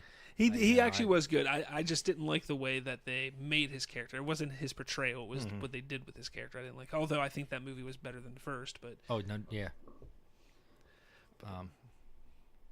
You lost my train. Now I'm thinking about Ninja Turtles, and automatically my mind goes to pizza, and I want pizza. That's Monday nights. If you come here Monday nights, you'll get pizza. Monday nights are pizza night here. Fair enough. Yeah, so, I mean, upcoming episode, the next episode this coming week is Legion of Superheroes, which I think is interesting. We see Mon-El. He has the Legion of Superheroes ring on. Yep. We see Brainiac 5, I believe it is. 5. And then there's another female that I'm not really sure who it is. I haven't done my research on her. In looking at it, the only time Mon-El appears in Legion, there's several of them because it was rebooted twice, and it's a B. Well, I wouldn't even say B. I would say probably D or C Justice League. Yeah. But if you look in terms of comic book, he's Silver Age with Brainiac 5, and there's a few female roles, one of which is Livewire, who has already been established, taken care of. Livewire. But it is not Livewire. So, but potentially, we may see Livewire again, given the name, because she is a part of that in the comic book. I don't recall the names of the women in there, but you can pretty much gather who she is based off of that, just because this is the only two that we know two certain, and that's the only. Well, Mon-El actually only appears in Silver Age, which I believe was 80s, 90s. I'm not good with the silver gold. Yeah, I do believe it was 80s, 90s, but I mean, I didn't start to really get interested into comics until the mid 90s. It was that kind of stuff that got me until like 3 years ago. And so. I was more into the Marvel stuff. Like Spider-Man was my big thing, and most of the time I just watched the cartoons. But there were times when we go to John Eagle, and the John Eagle I went to sold comics, and I remember the first comic that I remember buying. I know I had other comics prior to this, but the first one I remember buying was a Scarlet Spider comic because I thought he was cool. Because I always hated the way Spider-Man moved his hands to shoot his webbing. Well, Scarlet Spider didn't do it that way. He had these things on his wrist, and he would shoot it like that. And I thought that was so much cooler than than what Spider-Man did. But yeah, I mean that was kind of what what got me into things. I just never really understood the Golden Age and stuff like that. I mean, you could Wikipedia it and find out all that stuff. Well, that's right what now, I did. So. It's just a matter of time frame of when they were written and everything, who wrote them, all that jazz. But that's kind of what it seems to be. I think it'll be an interesting episode. I think maybe moving forward we'll see a little bit more of that. Maybe a Team Supergirl, quote unquote, more than what we already have, because we don't see much of Wynn and Jimmy Olsen anymore. Yeah, and Guardian. I'm kind of happy that they've kind of gone away from that. I really wasn't a big fan of. No, I like him as Jimmy Olsen, but yeah. I didn't really care for that. I thought it was just a little too much for right now, especially because there's really no, you have Team Flash, you have Barry or Iris, whoever you would use as the leader now. Arrow Arrow is the clear cut, obvious leader. You got Legends, you have Sarah Lance, Sarah, and in Supergirl, you don't have that leader dynamic yet. I mean, and it's almost kind of like they're utilizing the DEO as that, because Team Supergirl is DEO, which is Alex, Supergirl, Martian Manhunter, Wynn, like that's who it is. But I agree. I think it would be nice to see Kara actually step into a leadership role in some form down the line. And I thought they were going that way with Mon-El last season. Yeah. And then everything happened and stuff like that. And then Fort Roz is the next episode, which I'm not really sure where that's going to go. The only thing that I could put together is a possible chance is that this is what the Legion's here for. Obviously, well, not here for, but obviously it looks like from the trailer that they're out to make sure that Supergirl comes back to consciousness or whatever state she's in. But I would see maybe like a Fort Roz breakout. You see multiple heroes that or multiple villains that were in Fort Roz come out, and some type of like Legion of Doom again. We've seen so much of that. Yeah. That was my only guess. Educated as I can get, really. But who knows? I mean, I like what they're doing so far. I have no quarrels with what they've done on Supergirl this season, I like I said, I think this is my favorite way that they've done a villain yet in any of the shows. Like, I really like what they've done with the Thinker and Flash this season, but what they're doing with Rain, I think, has been really different and interesting. Yeah. It was because it was from the first episode. That moment where she saves her daughter from the falling scaffolding. She lifts it up, and she's like, "What is this?" And it's built every episode almost since then. And I think they did this season what Flash wanted to do with Tom Felton last season and just blew that out of the park with Dr. Alchemy or whatever he was. He doesn't know that he is him yet. Yeah. And then when he does, it's just like, oh, I'm not him anymore. Yeah, exactly. It's kind of ended. This is being brilliantly done. And I do want to point out, the more we get into these kind of shows, like longevity is going to play a lot off the villain. And I am a very big advocate for having a good villain. Yeah. You have to have a good villain. That literally, with 90% of the movies I watch, at least in terms of comic books, the villain is everything. Well, and this is the interesting thing, though, with Supergirl and the villain, because, yes, we want to have a good villain. We need to have a good villain. The problem right now that we have, though, is what's her motivation? What is Rain's motivation here? Because she didn't know what the hell she was until the final episode, essentially. And even then, does she really know, or is it still this subconscious that's taking over? Yeah. Like, we know that in the comics, Rain is a world killer. She was created, by scientists on Krypton to go and kill, planets and stuff like that. And then in the comics, there's an issue where there are a couple issues, a story arc where Kara goes back to Krypton, which is not completely destroyed. She comes across Rain, then things happen, then she finds her way to Earth and stuff like that. Like, that's the story that's in the comics. We know we're not going that route. So are they going to go with her that she was a world killer sent to Earth years ago by these scientists to destroy this planet? Like, I think that would be interesting. You would almost kind of twist the Man of Steel storyline with Zod and kind of make that her story in a way I think would be really cool. But why does she have this motivation? What is her plan? What is she doing? And is she going to still be the big bad, or is there going to be somebody pulling her strings, which is an interesting aspect to think of as well. I was just thinking that too. What if they, speaking of Zod, what if they sent her there, right before the Krypton blast, planning to establish another Krypton? Yeah. A giant planet of superheroes because they have a yellow sun that gives them these superpowers. I think that would be really cool to see too. Yeah. I mean, they could. the jury's still out on it. As of right now, she's been a fantastic villain, but we don't know. And I think they've done that very well this season. And we can still speculate. I still get the enjoyment out of that in watching Supergirl, like unlike with Arrow. But they've kept things pretty secretive so far, I think, and very well done. Yeah. I mean, that's pretty much it for Supergirl. I think we don't have much more to talk on there. Legends of Tomorrow. Last season was so great.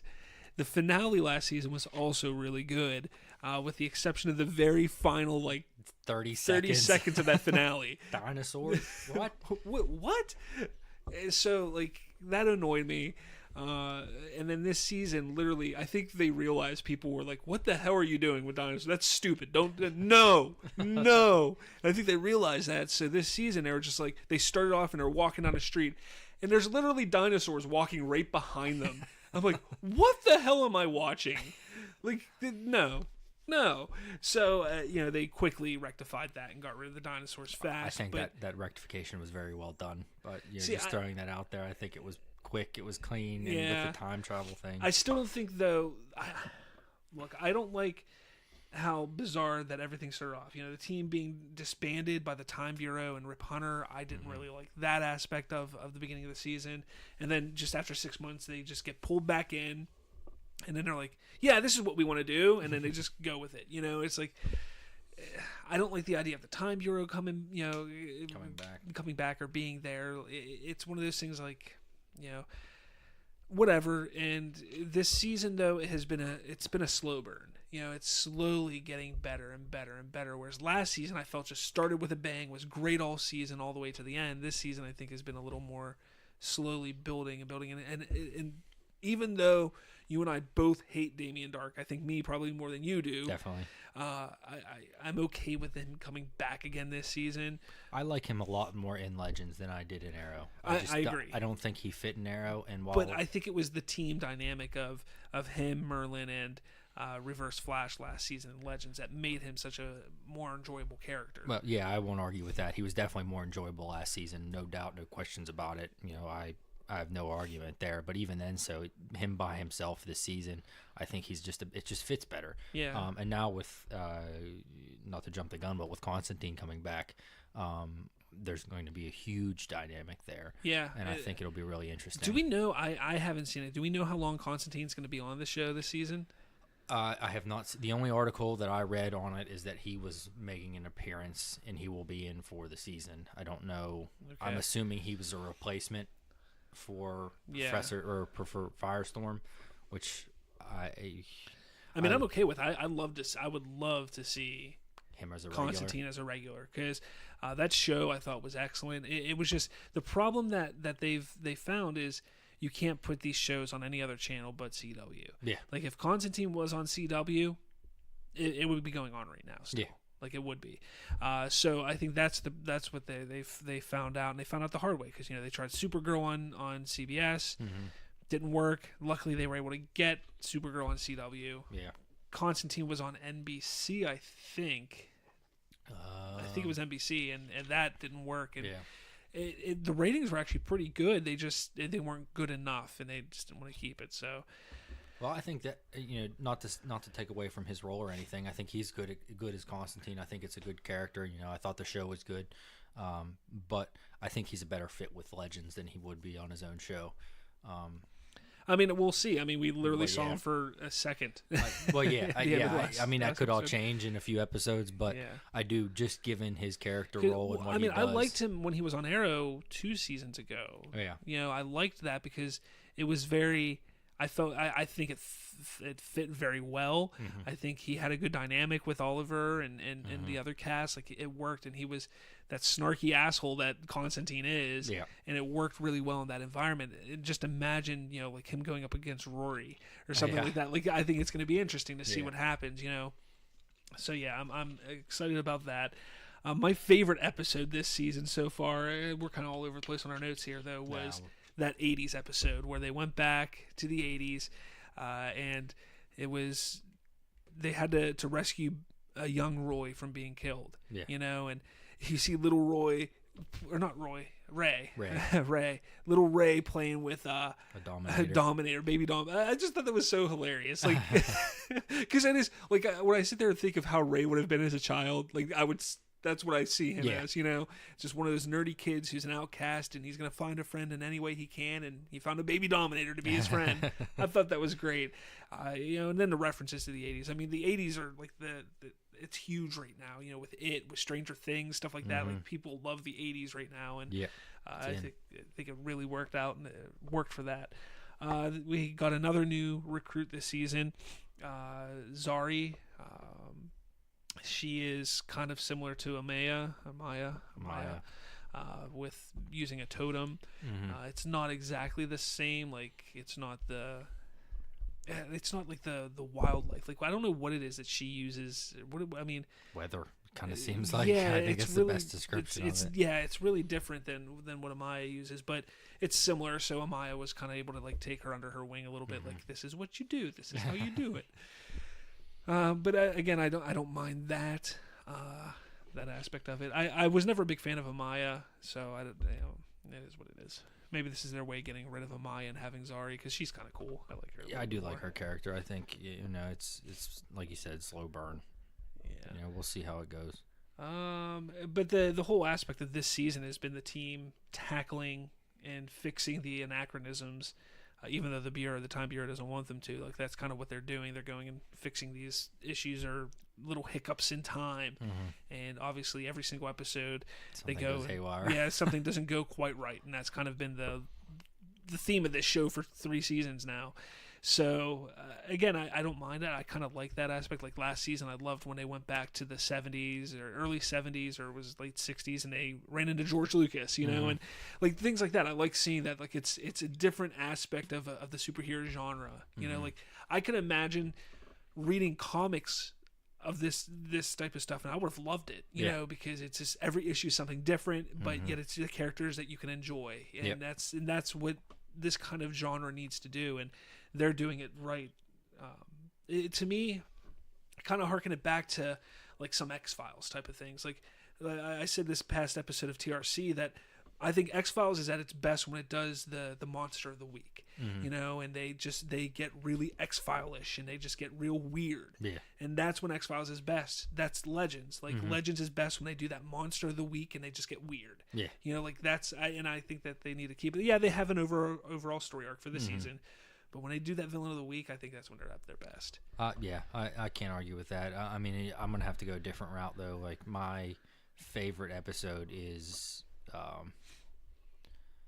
when Jax goes back to give young Professor Stein the letter to, you know... so after... Yeah. Or right before. When is it? It's after he dies. Is that the one you're talking about? I think when he's in the process. Is he in the process of dying? I can't remember, but yeah. I don't know, but he jumps ship, you know, he finds his loophole with time that, you know, doesn't affect anything and prevents, you know, more anachronisms. Mr. Bebobby's back. Catching flies. They're never, like, I swear to God, like, Colton and I were here Monday. Yeah. Didn't see any of them. When you're here, what are you bringing them here with you? It's probably that. Possibly. But that being said, I always liked the Firestorm character. I liked it even more so with Jax and Professor Stein than I did the little we saw of what's his name? Who was Firestorm before? Yeah, Ronnie. Ronnie, yeah. I thought Ronnie was a pretty solid character for what he was, the little we saw of him, but I loved the Jackson Stein dynamic, because you took two completely, this high school football star and this very intelligent, brilliant man that knows, you have an engineer and a scientist just butting heads, and I love that dynamic. And I think that episode really showed the bond as opposed to just the superhero. And I always like to see that. I love how they humanize people, like the DCU is doing with Superman, or did with Superman in the movies. And I love to see that, and that really showed. And it was at that moment where I knew they were just going without Jax. Yeah. At least not when he gave it to him, but when he goes back to tell him to ask him why he didn't open it, and he says he burned it. That was such a Stein thing to do. Yeah. You know, and I thought the guy that plays young Stein was, you know, the little we've seen of him was brilliant at it. So that was probably my favorite episode of the season so far. But that, I mean, that's literally just because of that moment. You know, that moment was pivotal to me for the entire season to really show, like, it really was the peak for me to show what Firestorm was and how much of a bond they truly had. And, you know, it is just acting, but I thought they did it really well. Yeah.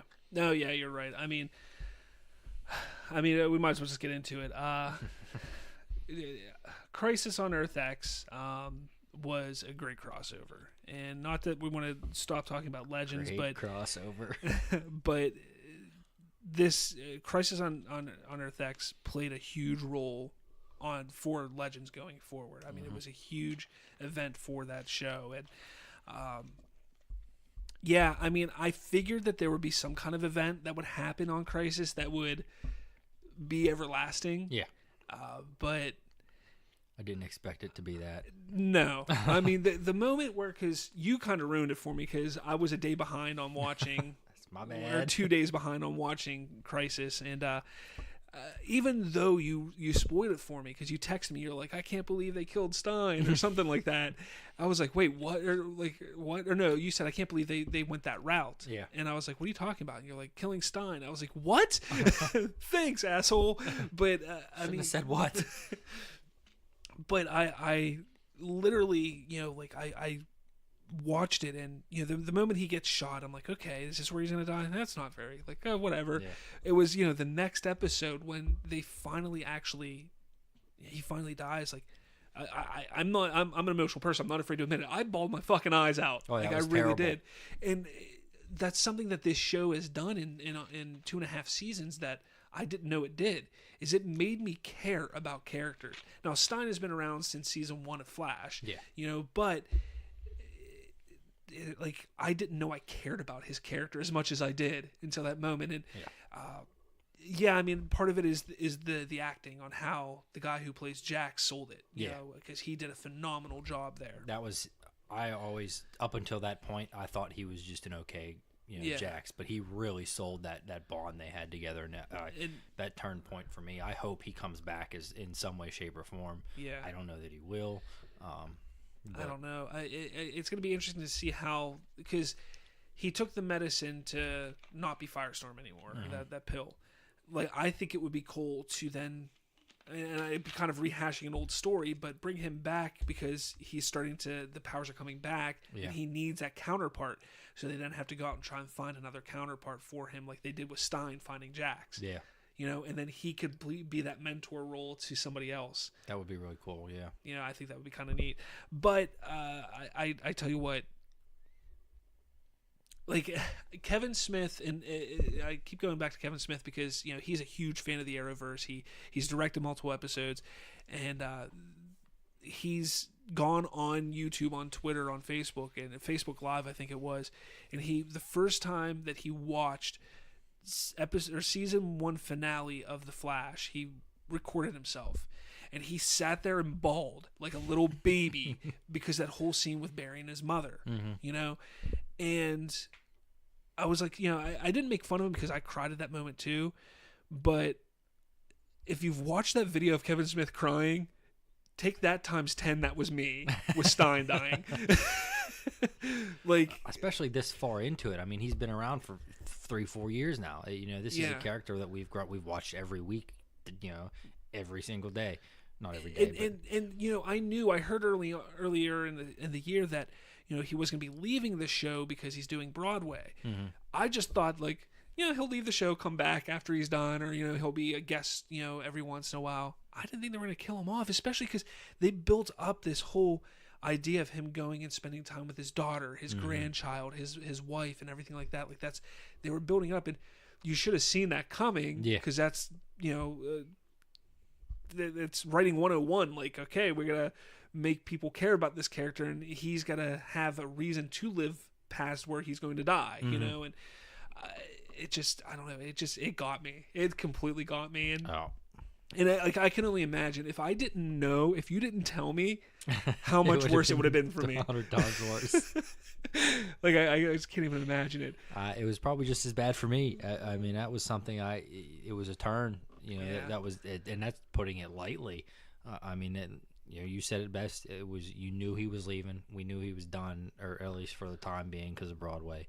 But to just go outright and kill him off, I don't want to say that was the perfect time or the perfect character to kill off, because it sucks, because I love that character so much. But it was. I mean, that was, if you had have killed anybody else in that situation, I would not have had the emotional pull that I had with that. And that was fantastic. You're exactly right. There's nobody else that could have died. There isn't anybody else that could have died.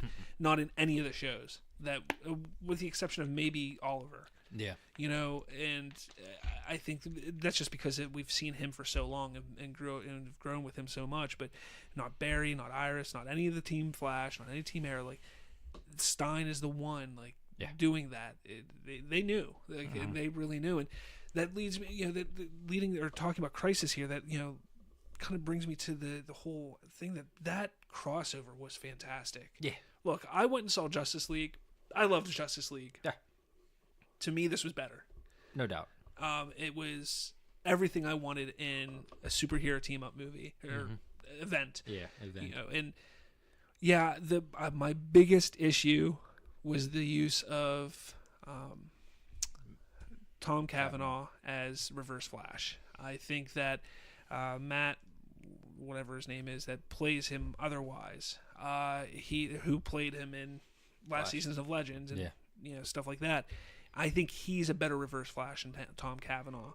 And my guess is they probably just couldn't get him, on, maybe he had scheduling conflicts and stuff like that. So, okay, we'll just use Tom Cavanaugh and go with it.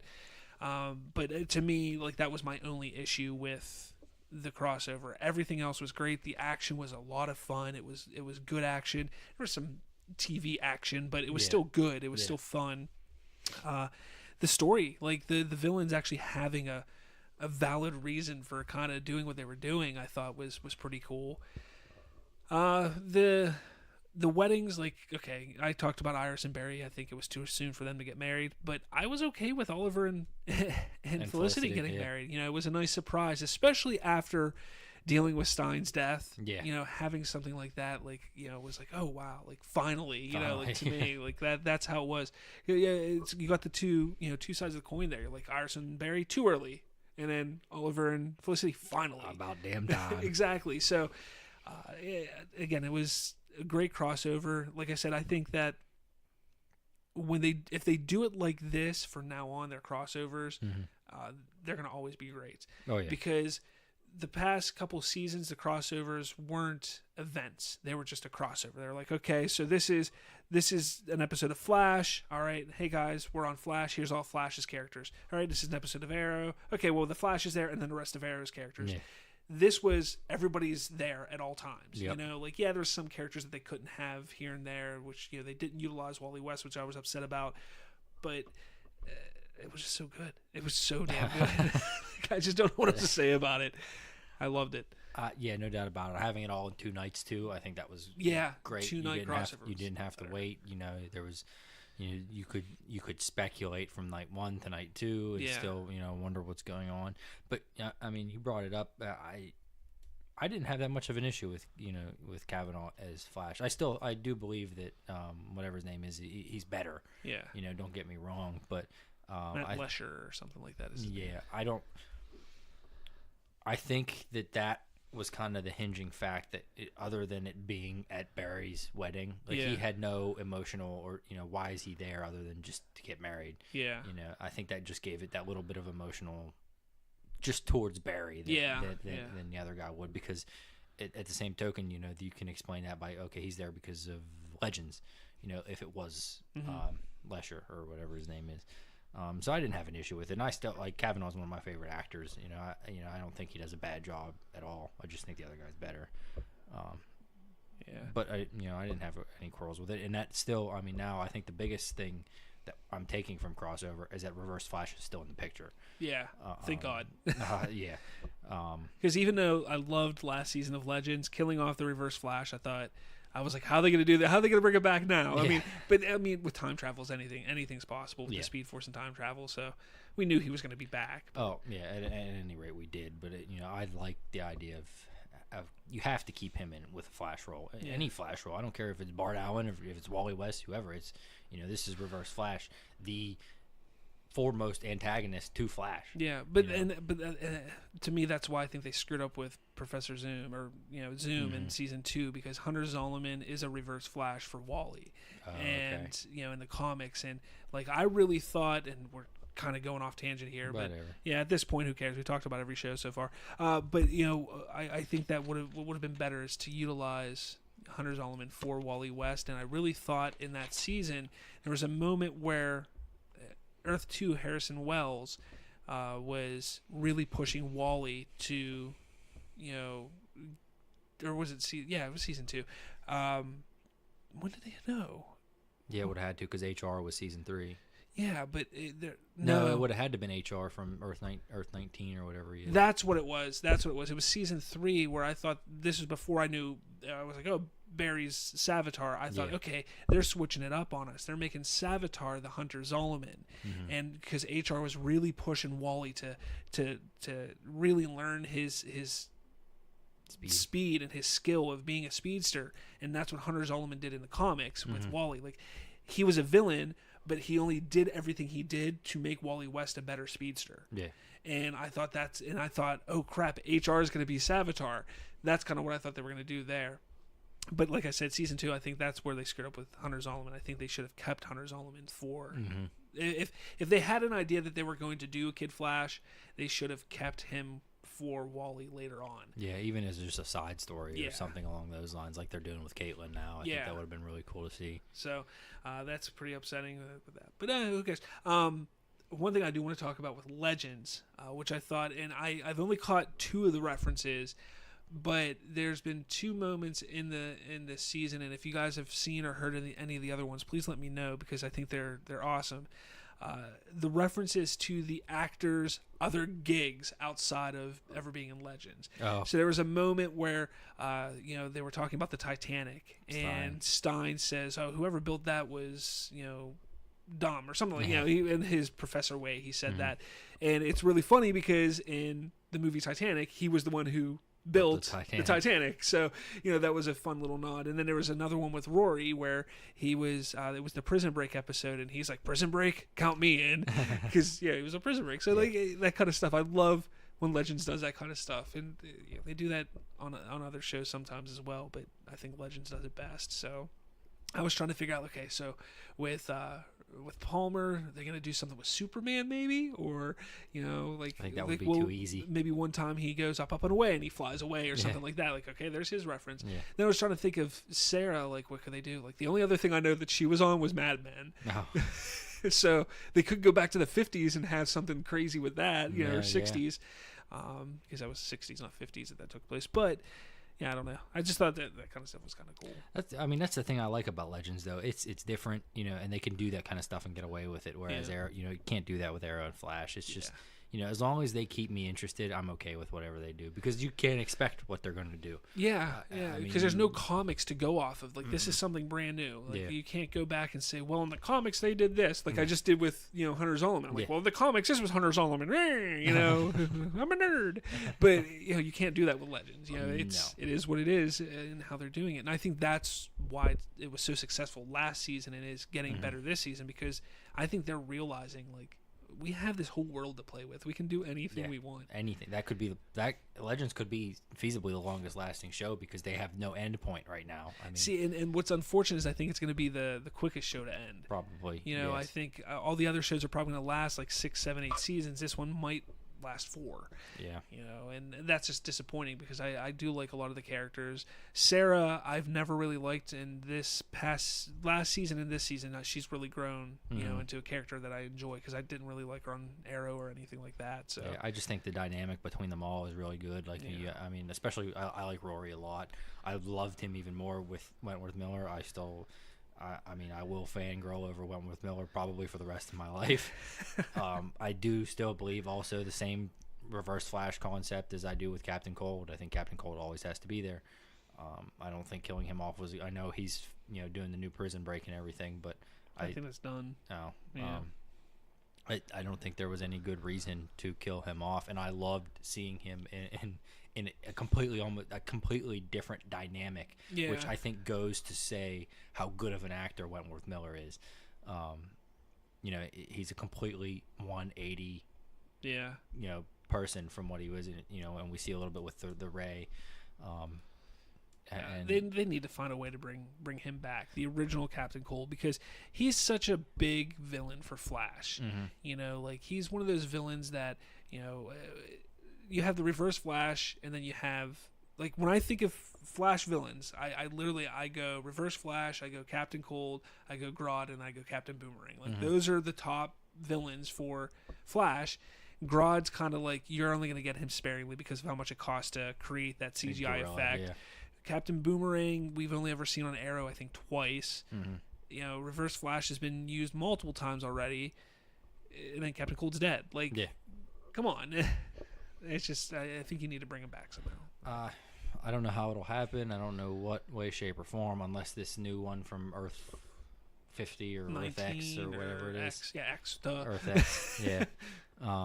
Unless they have him fill the mantle, but again, I don't think that dynamic will work with the way he's playing that character. I like it in a small amount. Mm-hmm. I liked the snarkiness that he brought as the other one, because he was always so sure of himself. He was so he was an asshole, but he didn't care. And that's what I liked about it. This one, while he's like that, he's too forgiving, and that I think takes away from what made him such a better character. I would really like to see them, some way, shape, or form, have them both on, after each other. Oh, jeez. I mean, I think that would be a little out of the budget of the CW, but I'd really like them to see. I'd love to see, even if it's just for 10 minutes. Well, they did two Barrys. Why can't they do? Oh yeah, I guess you're right. Yes. I would love to see that just for sheer entertainment purposes. It could not set the story forward at all, in any way, shape, or form. I just want to see. That's one thing I want to see on screen is them two, especially if him and Ray were to kiss right in front of Snart. I think that would be probably one of the most entertaining 10 minutes of television. Honestly, that could be something really cool for Wentworth Miller, as a person, because he's somebody who he came out as gay a while ago, and he talked about at one point of being ashamed of being gay, and then also his body, because there was a time when he was overweight and stuff like that. You could do an interesting thing where he's he does that. He kisses Ray in front of him, and then the other one is playing all the people that he's hated, in his past, that had treated him like shit. It'd be cool, kind of a cool dynamic to do. Then again, we were complaining about the progressive of Supergirl, and then we're talking about something like that. But this wasn't shoving it down your throat. It's true. In that episode, you're it's just kind of going along, and then it's oh, they kiss. Yeah. Okay, whatever. Yeah. I didn't expect that, but okay. Yeah, I mean, go along with it. Yeah, definitely a crisis. That moment whenever you find out that there are a couple. I was like, whoa, well, didn't see that coming, but all right. I'll go with it. Let's see where it goes. Yeah, it's not just the story arc isn't based around that. It's I like to see it, and I love to see him on Legends more. I still, I think he's better in that Barry Allen role. I do like that because he has to be there. I mean, he's even in the comics they have this ongoing agreement. Snart won't kill people as long as Barry lets him roll. Yeah. And that's just how it always is. And he shows up in comics time to time. He and I like how he helps Barry, but to his own advantage. What I mean? And I love how Wentworth played that off in several of the other roles, or small story arcs. And I want to continue to see that. And I think he's a big player in Flash, and I think he makes the show exponentially better by just being there every few episodes, even if it doesn't push the storyline, or anything like that. He's that good of an actor, and he's that good of a character that I think he should still be there. Yeah. All right. Last question before we start wrapping this up here. So Legends, back on Legends. So we got Constantine coming back. We still have one seat to fill. Who would you like to see fill it? Ooh, who would I like to see fill? And we're not going to go out. It's characters that we've seen in the universe thus far. So nobody new. Nobody new. Just characters that we've seen.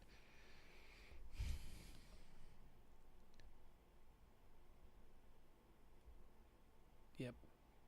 Love the radio silence. All right. So while you're thinking, I personally think Wally West.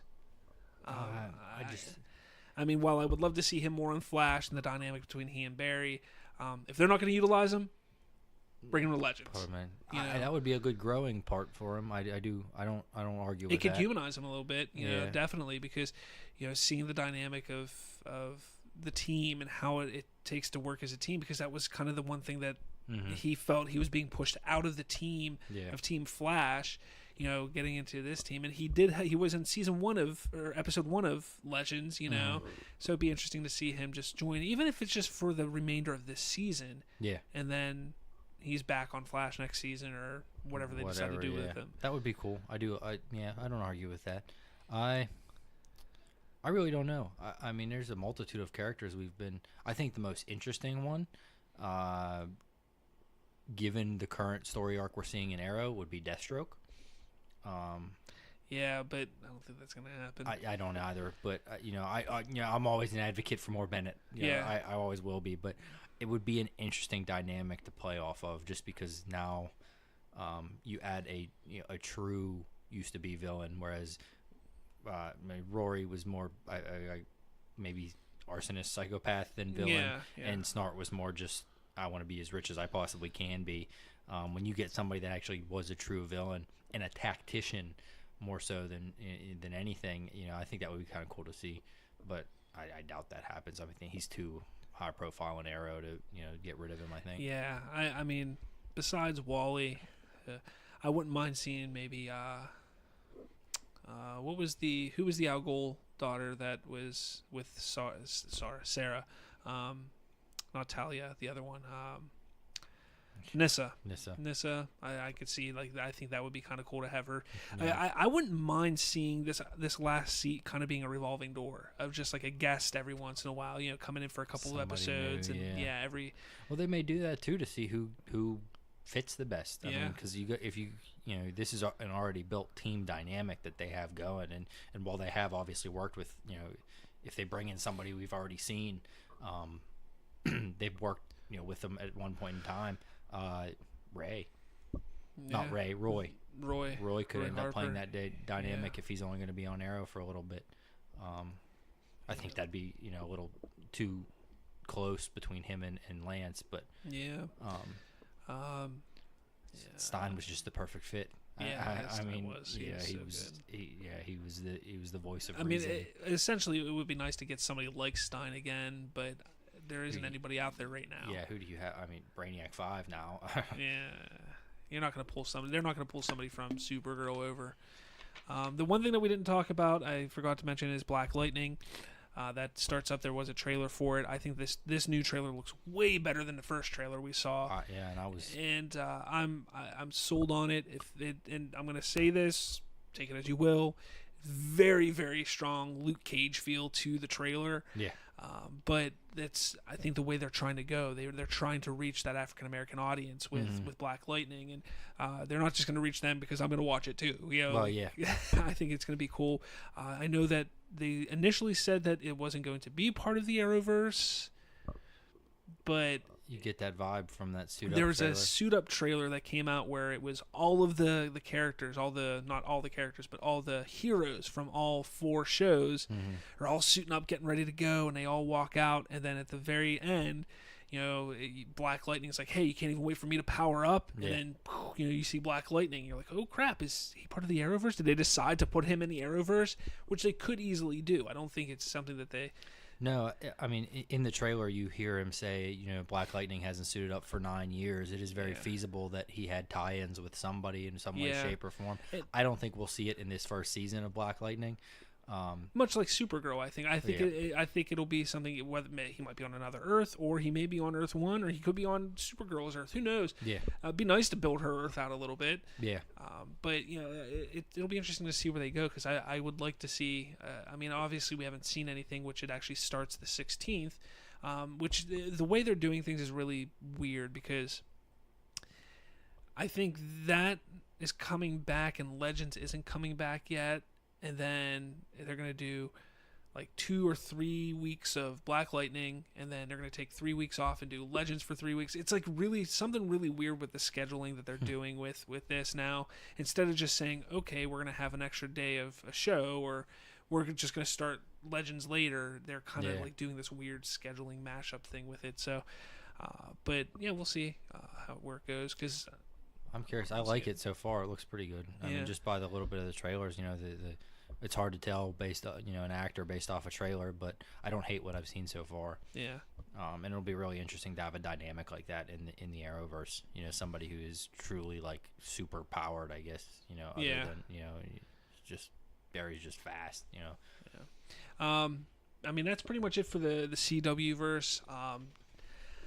I didn't tell you to prepare anything for anything else, but I know that coming up this year, we got Titans coming out on the DC app that's coming, so we're definitely going to start talking about that as it gets closer, because we've seen pictures of Robin and a couple of the other characters, some interesting of that. Gotham, I think, has been fantastic this season. I don't know if you watch Gotham at all. I have not. But this season has by far been the best season that they've had yet. This series has progressively gotten better and better every season, so I love that. Young Justice season 3 is coming. I know it's a cartoon, but that's coming out later this year. That's exciting. So there's a lot to be excited for when it comes to the TV side of the DC universe. I know that you haven't been on the show since Justice League has come out. I don't think we haven't talked about Justice League. So we're going to be doing a not Justice League, but a DCEU Filmverse special probably next month sometime. We're going to talk all things DC again, what's coming, because there's been a lot of changes going on, so we're going to do that, and I'm going to make sure Jonathan is there to go on the ride with us, because it's fun whenever he's here for that stuff. But with all of that said, I do want to give out one more thing. Just today we launched our t-shirts. You can now buy a t-shirt or hoodie that represents your favorite podcast, the Remote Control Podcast. All you need to go to teespring.com/the remote control, and you will find it there. You'll see the link down below, and definitely help support our podcast. All the proceeds are going to go to building this podcast to be bigger, better, more fun, more enjoyable, because we have been growing quite a bit over the last few weeks. We went from having low listenership to high listenership. It's actually kind of crazy. It came out of nowhere, and it's it's growing, and it's continuously growing, and I really enjoy that. So yeah, hopefully you guys can support us and keep listening and keep tuning in, because we're having a lot of fun doing it. So you got anything else, John? I got nothing. You got nothing. All right, well, thanks for listening, everybody, and we will catch you probably next month sometime. Goodbye, Internet.